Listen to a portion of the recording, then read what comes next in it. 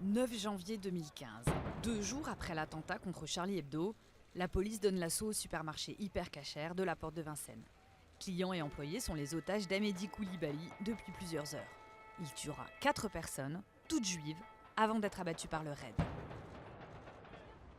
Restauré, façade repeinte, l'Hyper Cacher a rouvert le 15 mars. Mais pour la communauté juive, il y a désormais un avant et un après. Je vais vous dire très franchement, on ne pourra jamais oublier ce qui s'est passé. Jamais, jamais, jamais, ces souvenirs pourront sortir de notre mémoire. Mais ça ne veut pas dire pour autant qu'en France, on arrête de vivre. Il y a une idée comme quoi que les Juifs de France souhaitent retourner dans leur pays d'origine de base qui est Israël. Mais après tout, notre pays, c'est aussi la France, donc on reste ici aussi. La communauté juive de France, la plus importante d'Europe, compte 600 000 personnes. Sans être massive, l'émigration vers Israël a atteint des niveaux records depuis plusieurs années, avant même les attentats de janvier. Motivés par des inquiétudes sécuritaires, mais aussi par la crise économique. En 2015, 8 000 juifs de France ont fait leur aliyah, une tendance qui devrait rester élevée, selon l'Agence juive pour Israël.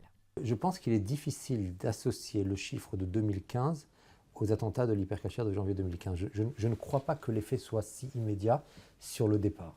Il y a un climat général qui a poussé à l'augmentation de la aliyah de façon générale ces 3 dernières années.